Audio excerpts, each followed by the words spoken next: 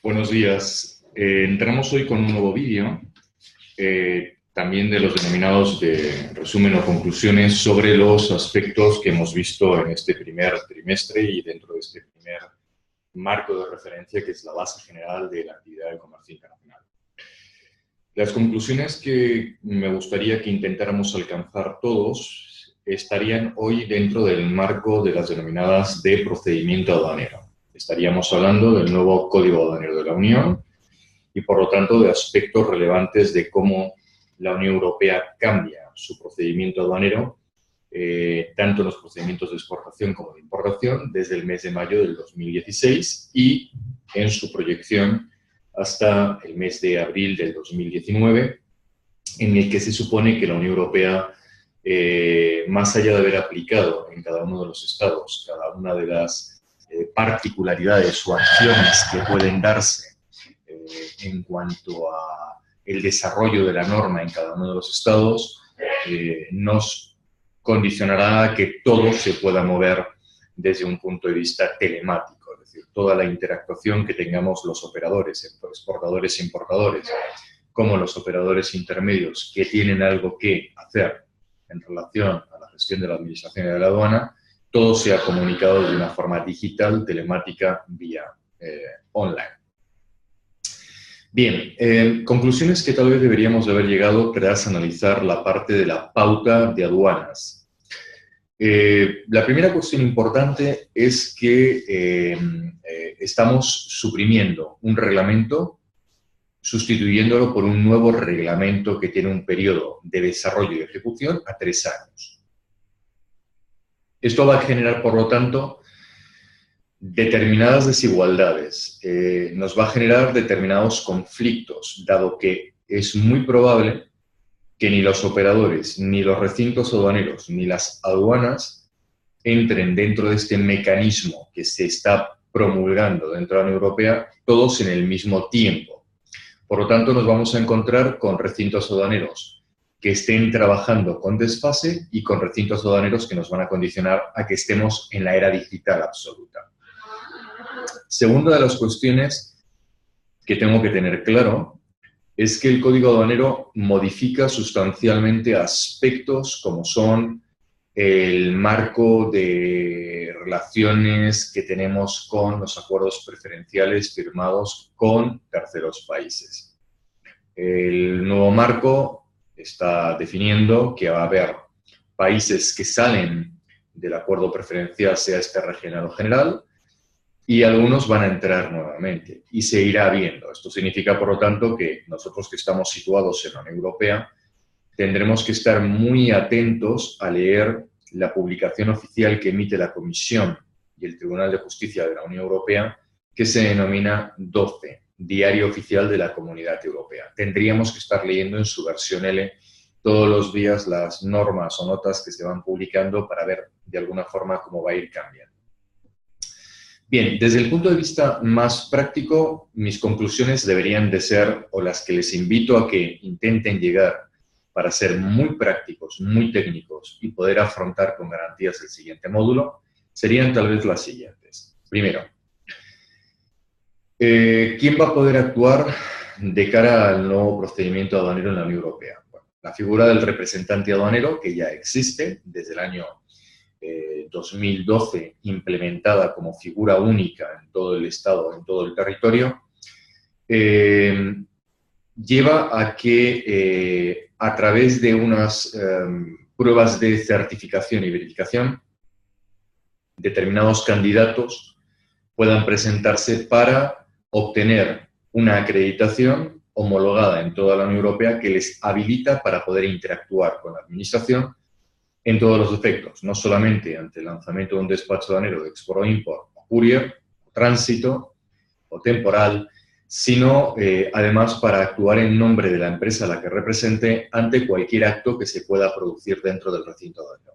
Esto es importante porque el agente de aduanas titulado que hasta ahora estaba operando dentro de la Unión Europea, sus funciones de representación estaban algo más limitadas. Bueno, hoy esta cuestión desarrolla. Y de hecho los primeros, digamos que los primeros representantes aduaneros que van a tener con el nuevo CAU la función de poder aplicar todo este nuevo reglamento los tendremos a partir del mes de julio del 2017. Segunda conclusión a la que tengo que llevar. Cuando nosotros nos enfrentamos al nuevo procedimiento de la Unión Europea, tenemos que plantearnos el criterio de reglas de origen.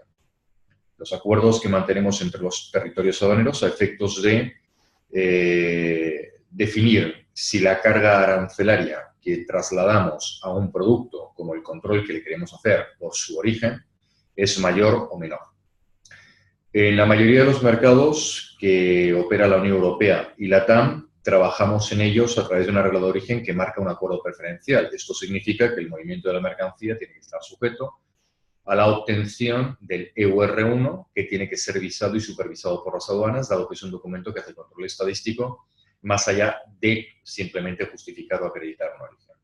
La forma de obtener el EUR en algunos países LATAM es hacer un previo para que la administración emita el documento antes de que uno se persone en la aduana. En la Unión Europea podemos hacer el previo, podemos simplemente hacer el lanzamiento del despacho aduanero para poder obtener en caso de que nosotros exportemos a LATAM. Es decir, los procedimientos cambian, pero el hecho es que el documento tiene que existir y es el mismo modelo y el mismo formato. Pero a efectos de regla de origen siempre tenemos que ver qué opciones nos presenta el nuevo CAU en la operativa con LATAM y con el acuerdo que tenemos en cuanto a si, por ejemplo, nosotros en la Unión Europea importáramos una mercancía, o ustedes en Latinoamérica importaran una mercancía de un tercer territorio, y por beneficiarnos de ese desarme arancelario de una serie de ventajas aduaneras, intentáramos otorgarle a un producto no fabricado o no terminado totalmente ni en la Unión Europea ni en Latinoamérica, del origen de uno de nuestros territorios. España, Unión Europea, Chile, Colombia y CAN. Bueno, la regla de origen, por lo menos, se está centrando básicamente en tres criterios a seguir. El primero es la naturaleza, no cambia realmente con criterios previos. Aquellos productos de los denominados de sector primario que solamente se reconozcan que se producen de forma natural en un solo país, tendrán un origen por sí mismo definido y no necesariamente sujeto a la acreditación de un verificador tercero, cámaras de comercio, verificadores, etcétera, que a través del documento digan que esa mercancía está sujeta a ese origen. Pero los productos que están en sector secundario y terciario, incluso algunos del primario en materias primas de transformación, nos dicen que para que se nos pueda reconocer tenemos que cumplir o tenemos que salvar dos procesos. Uno de ellos importante, que el producto final resultante tenga una partida de base distinta a la de cualquiera de los componentes que integra. Y dos, que el previous work con el que, por ejemplo, importáramos la mercancía a un mercado LATAM o a la Unión Europea fuera incrementado en costes reales en más de un 40 o 45%, sin permitir que en el criterio costes metamos el margen comercial. Por lo tanto, la transformación, sustancial o no, física o no, tendría que ser justificada con un escandallo de costes que demostrara fehacientemente que en la Unión Europea o en la TAN hemos superado ese porcentaje tan elevado que nos permitiría que un organismo ahora de la Unión Europea integrara, validara con la documentación de origen la posible emisión de ese EUR1 del que estamos hablando, o un certificado de origen en algunos productos que no están. Por tanto, importante conclusión, saber un poco la base desde la cual tenemos que organizar el envío y en cuanto a qué nos va a llevar la parte de la gestión de esa documentación que va a ser necesaria mostrar en las aduanas de importación fundamentalmente. Otro de los aspectos importantes que nos tiene que llevar a la conclusión del nuevo CAU es que se reducen los regímenes aduaneros. Dicho de otra forma, más coloquial, las formas y procedimientos que la política aduanera comunitaria habilita para justificar o para facilitar la salida o entrada de mercancías al territorio de la Unión Europea cuando estas salidas o entradas sean de carácter definitivo, o sean temporal, o sean mercancías que se muevan en régimen de tránsito, o sean mercancías que salen para retornar porque están sujetas a una garantía, a una reparación, a una sustitución o a una destrucción por sustitución de una nueva, en fin, todas las posibilidades que tenemos tanto en la TAM como en las que tenemos aquí, se ha visto reducido, pero la reducción no es en sí una reducción al uso en cuanto a que hayan desaparecido procedimientos en la Unión Europea, por ejemplo, el de transformación bajo control aduanero, sino que quedan integrados de alguna forma en los procedimientos finales que hay. Ejemplo, conclusión a la que tendríamos que llegar. Oye, vamos a ver, entonces, antes de mayo del 2016, si yo quería exportar a la Unión Europea, a lo mejor la Unión Europea, yo el producto que podía trasladar, podía intentar trasladar como materia prima, decirle a la administración, oye, déjame modificarlo, transformarlo en un punto bajo vuestro control, y el producto resultante y los desechos ser lo que yo importara. A eso se le llamaba a la Unión Europea importar bajo un régimen de transformación bajo control aduanero. También lo que podía proponer hasta el año pasado era que yo pudiera utilizar un depósito franco. ¿Bien? El concepto de depósito franco, zona de almacén, silo, nave, en el cual yo pudiera, bajo un reglamento especial, almacenar y mantener mercancías con exenciones de cargas a procedimientos de exportación e importación, fundamentalmente cargas de tipo fiscal, aunque también aduaneras, etc. El criterio de depósito aduanero desaparece, de depósito franco, perdón, desaparece, como lo mismo también desaparece el criterio del depósito fiscal. Digamos, qué tipo de ubicación o almacenamiento en el que, sin poder transformar, si podíamos almacenar mercancías que en la Unión Europea estuvieran sujetas a impuestos especiales. Hoy nos han dejado simplemente otros procedimientos. Insisto, no es que hayamos simplificado, sino que entendamos que lo que han hecho ha sido dejar un menor número, pero con más cobertura. Entonces, mi resumen me tendría que llevar formas en las que yo voy a poder importar la mercancía a la Unión Europea. Pues tendremos a libre práctica y a consumo. Consumo es nacionalizo, pago impuestos, tasas, deuda aduanera, entra la mercancía, se utiliza, se consume, se destruye dentro del territorio aduanero, o trabajamos a libre práctica. Libre práctica significa me reservo el derecho a la hora de importar de que la mercancía importada pase algo con ella o no, yo la pueda reexportar, la pueda reenviar a un nuevo tercer país. En los más complejos, lo que nos quedan son zonas especiales como son las zonas francas y los depósitos aduaneros, como zonas que están beneficiadas de exenciones o mejoras en el ámbito del comercio exterior. Seguimos manteniendo los elementos de control que cargan sobre el control de mercancías de importación, contingentes o régimen de exención o régimen de franquicia arancelaria de importación. Y en cuanto a formas y procedimientos algo más especiales para poder integrar la mercancía, las fórmulas temporales las seguimos manteniendo.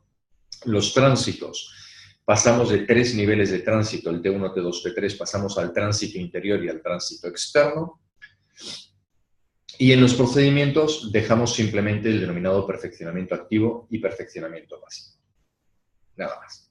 Bien, por lo tanto, mi conclusión es, hemos simplificado número y formas de proceder aduaneramente con la Unión Europea para intentarle sacar ventajas estratégicas, pero esto no significa que estemos suprimiendo o haciendo desaparecer funciones que existían antes en otros epígrafes o en otros campos. Bien. También importante del CAU es entender qué pasa con el despacho aduanero. Bueno, el despacho aduanero de la Unión Europea, nuestra cabeza debería haber llegado a la conclusión de que cuando una mercancía va a ser exportada hacia la TAM, el exportador, es decir, quien se persone y se haga obligado ante la administración para poder sacar la mercancía, tiene que saber que, uno, obligatoriamente la mercancía tiene que estar físicamente en el recinto aduanero por el cual se va a realizar el despacho.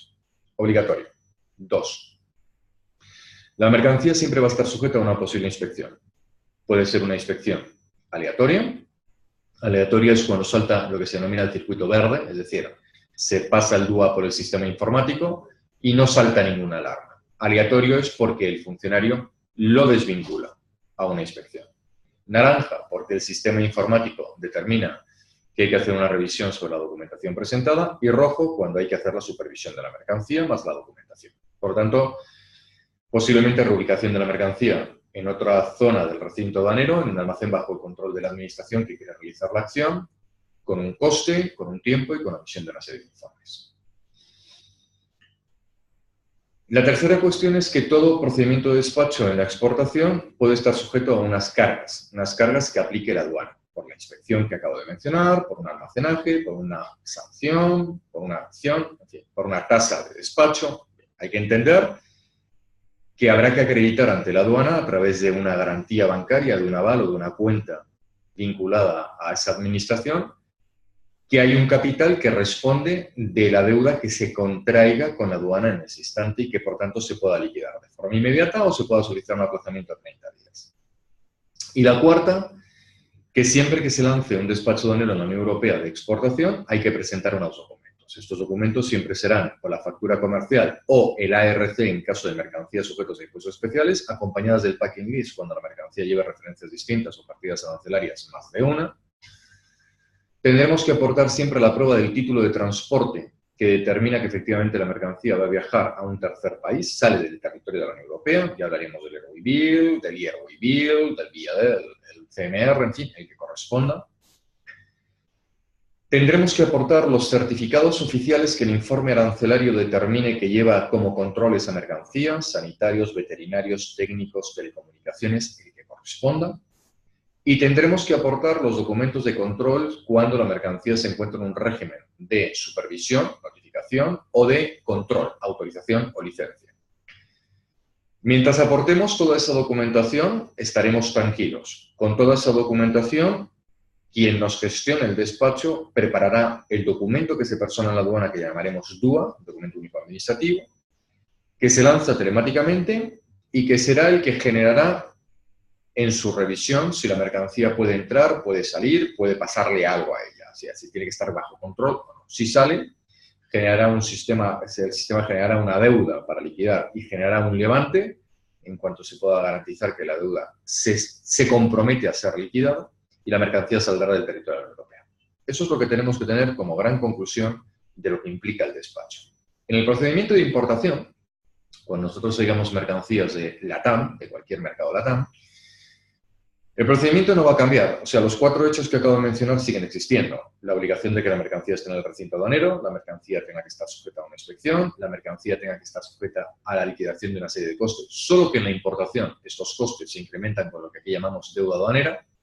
Y en este caso, en el momento en que la mercancía entre y tenga un valor significativamente superior a unos 1.500 euros, va a tener que el agente representante formalizar un documento que va a poder estar a disposición de la aduana que llamamos Declaración de Valor 1, DV1, en el que se va a utilizar para demostrar en él la estructura de la base imponible sobre la que se va a tener que aplicar un arancel. Claro, hablando de aranceles en la Unión Europea, tengamos en cuenta que seguimos manteniendo las 3 estructuras. El arancel porcentual, el DV1 nos vale porque calcula la base sobre el cual aplicamos el porcentaje. El ad valorem, se hace el DV1, pero simplemente de carácter informativo, pero no aplica en el sentido que el ad valorem es paga usted 30,47 euros por quintal, regla de 3, o mixto, ¿verdad? Parte porcentual, parte ad valorem. Bien, entonces en la deuda aduanera tendremos y seremos conscientes de que nos van a aplicar dos elementos básicos a cualquier mercancía que vaya a entrar a la Unión Europea, que es el arancel en función del origen de la partida arancelaria, tiene un tipo, y el IVA. Cada Estado miembro, recordemos, tiene un tipo de IVA distinto según el producto con el que trabajamos, ¿vale? No estamos hablando de un criterio normalizado o unificado dentro de la Unión Europea. Importante.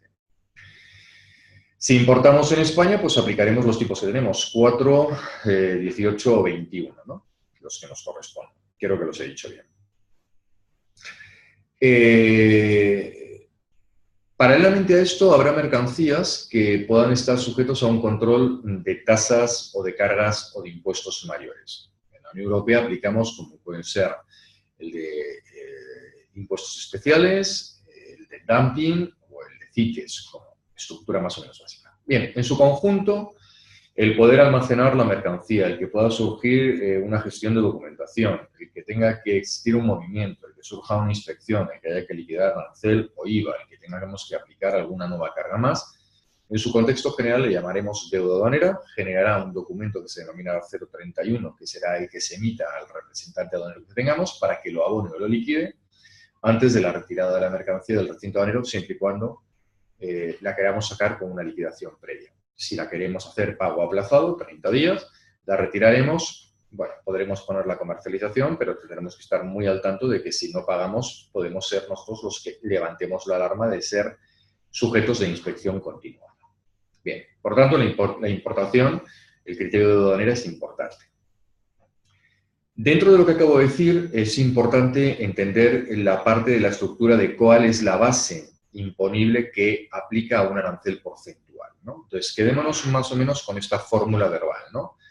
El valor FCA o FO, a ser posible el estadístico de exportación, no vinculado al Incoterm, al que le sumaríamos el flete, caso marítimo, flete aéreo en el caso del aéreo, pero descontando la carga de impuestos que van repercutidos a ellos, la parte del seguro internacional, más los denominados gastos previos al despacho de importación. ¿Qué viene por aéreo? Se le sumaría la retirada de la mercancía del avión hasta situarla en el almacén de handling, la G4, la G4 y el HAT. En el caso del marítimo, la descarga, desplazamiento y ubicación, estaríamos hablando en este caso de la T3 y de la THC, y en ambos casos, además, la seguridad portuaria y a lo mejor hasta los modos. Bueno, esa sería un poco la base, la estructura estándar o general desde la cual generaríamos esa base imponible. Y a efectos de documentación, sabremos que en todo procedimiento de importación en la Unión Europea, mi conclusión me tiene que llevar a que tiene que venir un documento desde el mercado latinoamericano, facturas comerciales, packing list, títulos de origen como mínimo. Tendremos que demostrar que viene de un tercer país, títulos de transporte, póliza de seguro, y tendremos que aplicar el procedimiento aduanero estándar de importación, tanto en el exportador como en el importador, la autorización de despacho de la empresa que vaya a tramitar a través de un representante de forma directa ante la aduana, preparar los documentos oficiales o los certificados oficiales que competirán a ese producto, por la partida arancelaria en la que estamos sujetos, la formalización del DV1 y con toda esa información la generación del DUA de importación, lanzamiento, desde el punto de vista telemático, espera resultado, generación del C31 liquidación, levante, retirada de la mercancía e importación de la mercancía en el territorio de la Comunidad Europea. Por lo tanto, este yo creo que debe ser un poco nuestra conclusión de este nuevo vídeo, ¿no? Que regula y recoge de alguna forma en un gran criterio de simplicidad del CAU lo que en nuestro día a día debemos de intentar hacer. No debemos de olvidarnos que habrá mercancías que, por ejemplo, las que son de industria alimentaria o sanitaria o tecnológicas o armas o productos de primera necesidad, seguramente van a tener que llevar un procedimiento para poder obtener una licencia o una autorización que no se va a conseguir en el instante. Por lo tanto, en nuestros tiempos de gestión, sabiendo que aduanas y en el recinto aduanero no nos lo van a dar, tendremos que hacer una proyección para que cuando nos personemos en el recinto aduanero, esos documentos existan. Licencias de doble uso, licencias de material de defensa, permisos para acceso de contingentes, licencias de exención de franquicias, en fin, tenemos diferentes habilidades. Muchas hojas, mucho texto y que además toda esta información, más allá del formato que han leído y que han trabajado, se ha ido ingresando dentro del portal contenidos con respecto a estos nuevos cambios que están a su disposición en formatos PDF y que nos llevarán un largo tiempo de lectura para conocer de una forma técnica mejor toda la parte que conlleva la parte aduanera. Gracias por escuchar, gracias por intentar llegar también a simplificar procesos y herramientas de comercio internacional y sobre todo dentro de algo que siempre el operador le pone como una gran barrera, el miedo de lo que pueda pasar en una aduana, que sí es correcto en cuanto a qué pasará con un señor que está en aduana, que es quien recogerá nuestro expediente y cómo lo interpretará. Ese es el miedo. Pero no en cuanto al desconocimiento de qué es lo que pasa en la aduana o cómo actúa mi producto. Creo que está bastante claro, creo que está bastante explicado y espero que con la conclusión que acabamos de ver ahora mismo tengamos todavía cimentado más y mejor los procedimientos a controlar desde un punto de vista técnico. Muchísimas gracias y esperaremos al siguiente vídeo.